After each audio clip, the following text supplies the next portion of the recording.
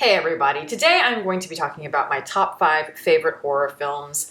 I've gotten questions about this for a long time, people wanting to know them. I know it's not Halloween, but fuck it. And for once I am actually going to rank them. I normally don't do that, but I'm doing that for a specific purpose because the number one spot, I kind of want to talk about kind of separately. But before we get into that, I am going to plug my website. It is deepfocuslens.com. I am an artist. I do commission portraits and I sell prints of my work. If you're interested in it, you can just go to the website below. And if you have any questions about a portrait or anything that you would like to have done, you can always email me. That is in the description box below. But yeah, let's just get into it. I'm going to start with number 5 and go all the way up to number 1.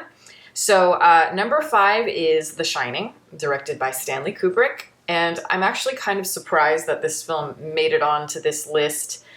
It was really tough narrowing it down to that 5th spot. But yeah, I couldn't deny The Shining a spot on here just because, I know I have my issues with it. I have complained about Stanley Kubrick's work post-2001, A Space Odyssey, and how I kind of struggle with the cold and calculated quality of it. It's a stylistic and aesthetic choice on the part of Kubrick for sure, but there's something about that at times felt a little bit too skeletal, a little bit too empty for me. And I do feel that with The Shining. I do have issues with it. It does feel a little bit distant, and that kind of keeps it from, transcending to the level I know that he is capable of doing. That said, there's just something about The Shining. It just has a quality to it, a tone that I think is so unique, and it's that idea of, teetering right between, just the most intense emotions on the emotional spectrum, and they could just fly at any point. And it's always kind of this eggshell sort of situation combined with the paranoia, but this feeling of kind of, everything being chaotic, and yet the camera and everything is very controlled. There are moments of The Shining that are absolutely bone-chilling, just eerie, haunting, all those things, and yet there are times when all of that is escalating to points where it feels like it can just become a farce. And that is the key for me. It's the humor. And the humor for me has grown over time. When I was younger, I saw it much more as a very serious, dark kind of horror film. And now I'm realizing it's a lot more consciously aware of the humor of it. The kind of kabuki-esque sort of performance quality of Jack Nicholson is all very intentional. And Kubrick, he does have a sense of humor. You see it, and kind of the exaggerated quality of the characters, the dialogue, the mannerisms at times. So while this is terrifying, at times it feels like black comedy or satire. And, it's really just kind of revealing how all of the social building blocks we use to construct our worlds and our lives, how easily they can just dissolve and fall apart. This film reminds me of like The Rite of Spring or something, where it's so jarring, it's so unique, and it puts you in this place almost like a purgatory of sorts. And there's a lack of control there that is just really, really appealing and exciting to me. So yeah, there's just something about The Shining. It had to be on there. Next, I'm gonna go with Carrie, and this film was directed by Brian De Palma. And I mean, this is a very different film from The Shining. With Brian De Palma's film, and this is just a personal taste thing, like there's something about the way that he's using all of these elements together and the technique where it blends into a place where it feels much more emotionally resonant for me than The Shining ever did. De Palma is known for very kind of pastiche, sort of kitsch filmmaking that is over the top. It lacks a sense of taste. And the way he employs all of that together, it feels like a lot happening at once. But then again, you're very much supposed to be in the minds of these young teenagers who, like all kinds of toxic emotions, all these feelings are raging, these hormones within them. So when things feel exaggerated or dreamlike or surrealistic, it's like how much of that is real, how much of that is concrete, how much of it is something building in an adolescent's mind who is in the midst of some of the most humiliating, most transitional periods of their life. My favorite films, especially my favorite horror films, which of course tend to be more exercises in tone, it's when you have all of these kind of conflicting elements of filmmaking, when you're creating an aesthetic that's very ironic, and it blends together and it hits a sort of sweet spot where everything around you blurs, everything, and you are just one with the experience. You're not thinking about it, you're just feeling it. And I feel that with Carrie, especially in that 3rd act, when things really start to tumble and it becomes a nightmare. You relish in all the moments Carrie does, and it's quite a conflicting sort of thing.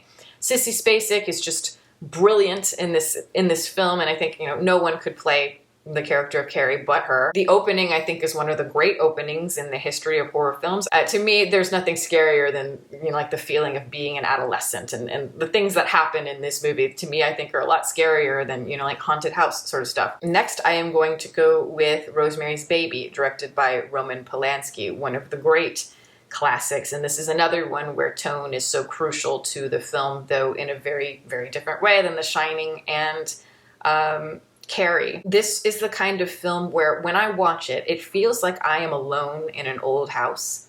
And it's a very pretty old house. It's a very intriguing old house, but there is like a mold in the walls that I can smell. And yet I can't find it, and it starts to drive me insane. I start peeling apart the wallpaper and taking apart the floorboards, and I can't find the moldy smell. That is the feeling of this film. It's like a little splinter just in your brain, and it's just working its way through. Everything is just off enough to where you can't quite put your finger on it. Something is just not right. But yet at times everything feels balanced and somewhat normal to the point where you think, well, it's probably just in my mind. I'm sure I'm just crazy. But that's what this film is about. It's about repression. It's about social repression of certain types of people. It's about femininity in a lot of ways, coming to terms with what that means, and sometimes a very dark sense. It is also loss of innocence in a way, even though this is a character who is an adult. Our main heroine here, Rosemary, she is very diminutive and very childlike and frail. And it's her finding this sense of strength through very tragic circumstances that I find to be so extraordinary. And how, again, this film is slowly planting something in your mind where you're not quite sure what's going on. Just a hint, just a whiff, really, of something that's funky. I think that Roman Polanski is, like I've said it before, I think he makes some of the most suspenseful films. And this film feels like a more fleshed out version of Repulsion. Repulsion is also very much a psychological thriller, exploring a lot of the experiences of a woman, a repressed woman, in that case, a sexually repressed woman, and finding the horror within her paranoia. Very similar with Rosemary, but, you know, in a more developed sense, in a way that I find to be better. I think you really kind of reached a plateau here. Next, we're going with Videodrome. This film was directed by David Cronenberg. And this is an example of a film that I think is, how do I describe it? It's one of the most ambitious films I've seen, just because, and I said this in my review of it, I have reviewed all of these films, so you can, you know, go and find them on my channel. But I talked about how clear and concise this film is, and yet it is so ambiguous at the same time. That is a near impossible sort of balance to find. When things are too ambiguous, you risk everything meaning nothing and not having a firm core at the center. And when things are too clear, often you're at risk of simplifying the concept. And this film does, it's the opposite of simplification. This is a study about, you know, the toxicity of our entertainment, film, television, all of that, and kind of where it's going. But that's often very simplified in films. You know, we do see it quite a lot. You know, you see it in a film like Requiem for a Dream, where the message in that is how, you know, TV can brainwash you, interpreted a lot through visuals, but not in a way that is near on this level. It is going so beyond that, to the point where it's really questioning the idea of consciousness. And, you know, we talk a lot about in this culture about how television influences us, how, you know, violence on TV influences us. And yet this film says it's much more complicated than that, that it's all kind of tied in this like weird kind of umbilical cord sort of sense. Yes, this is a film about how entertainment can influence our most carnal desires, our most, you know, primal, our most violent instincts, I should say. And it's through that entertainment that we can kind of exploit it in very interesting ways. I think one of the most interesting things about the way we view creativity, the way that we create stories and all of that, it's because often those stories feel more realistic than life. And that's, you know, the great line in the movie is reality is less than television. Our entertainment is so closely tied to our unconscious mind. It's like, where is the end and where is the beginning? So this film is more exploring that, like the higher consciousness of it. And it's touching on so many ideas, as I said. And yet somehow the film is very short. It's like an hour and a half long, but it's absolutely wonderful. And I'm going to talk about, of course, my number one film, my favorite horror film of all time. But before I say the name of it, I will just say I'm very reluctant to do so, because if you haven't seen the film, I don't want to give away spoilers for it, because so much of what's effective about that film is that you don't know what kind of film it is, what kind of genre. I will say the name, but if you haven't seen it, please, don't watch any further. Just watch the film. And if you can possibly get someone to download it for you and like push play so you don't have to look, because I think that the movie poster is terrible. It completely gives away everything. Ideal way to experience this film is knowing as little as possible. Okay, so the name of the film, my favorite film of all, or horror film of all time, is Audition, directed by Takeshi Miike. And yeah, one of the big reasons why I think it's so powerful is because of the tonal shifts and how subtly it's shifting into one of the most disturbing, dark films that you likely will not forget. I think the best horror films are the films that I often find the most effective, and I wish more films employed this, is, starting out where you don't think it's a horror film, and then little by little it subverts your expectations, and you're watching it and you're like, oh God, like that is so great to me. And again, not enough films do that. Usually when a movie starts, the title sequence, it's like dun, dun, dun, it's preparing you for the horror you're about to experience. This film does not do that. It begins very calm and quiet, very sad, contemplative. It feels almost like an Ozu film, even just like with the shots and everything. It's very simple. As the film goes on, it starts to become more cheeky, and it has like a satirical element to it.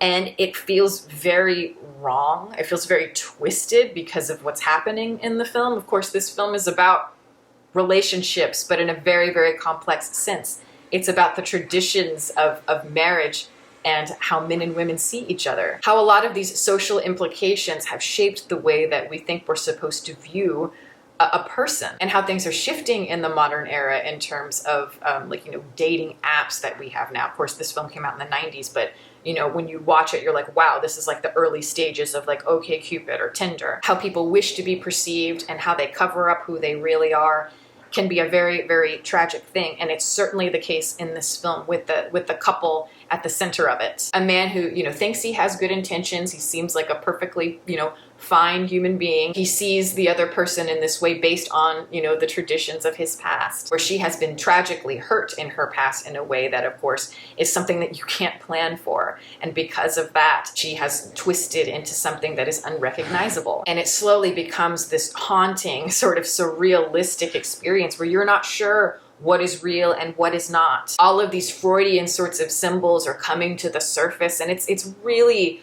kind of exploring, again, like Videodrome, on a deeper level, kind of the implications of what it means to love someone, the needs we fulfill for ourselves, and how that can affect the way that we treat the other person, the way we see them, and how we misjudge them. And it leads, in this case, to such horrific, tragic circumstances. There are very few films that affect me on this level, on such an emotional level, while also just completely taking the rug out from under me in terms of, my expectations for how things are going to go. It is brilliantly directed, brilliant. But yes, so those are my top 5 horror films for now. Again, they're likely to change. Maybe I will do a part 2 at a certain point, but we'll start with these for now. Let me know what some of your favorite horror films are in the comments below. But that is the video. Thank you guys so much for watching. Here are my Patreon supporters. Thank you guys so much. As always, if you're interested in becoming a patron, the link for that is below, as well as all my social media information. You can watch more videos here, and you can subscribe if you'd like. Catch you next time.